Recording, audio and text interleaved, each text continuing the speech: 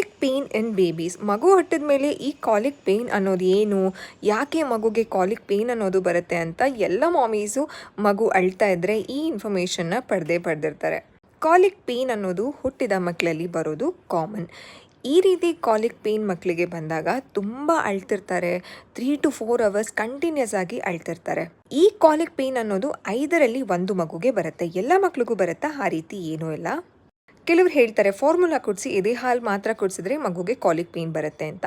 ಆ ರೀತಿ ಏನೂ ಇಲ್ಲ. ಕಾಲಿಕ್ ಪೇಯ್ನ್ ಅನ್ನೋದು ಮಗು ಹಾಲು ಕುಡಿಯುವಾಗ ಅರ್ಜೆಂಟಲ್ಲಿ ಕುಡಿಯುತ್ತೆ. ಏನಕ್ಕಂತಂದರೆ ನ್ಯೂ ಬಾರ್ನ್ ಬೇಬೀಸ್ಗೆ ಸ್ವಲ್ಪ ಪೇಷನ್ಸ್ ಅನ್ನೋದು ಕಡಿಮೆ ಇರುತ್ತೆ. ಏನಕ್ಕಂತಂದರೆ ಮಕ್ಕಳಿಗೆ ಹೊಟ್ಟೆ ಹಸಿವಿರಬಹುದು ಅಥವಾ ವಾತಾವರಣ ಹೊಸದಲ್ವಾ, ಮಕ್ಕಳಿಗೆ ಎಲ್ಲನೂ ಹೊಸದಾಗಿರುತ್ತೆ. ಸೊ ಬೇಗ ಕುಡಿತಾ ಇರ್ತಾರೆ.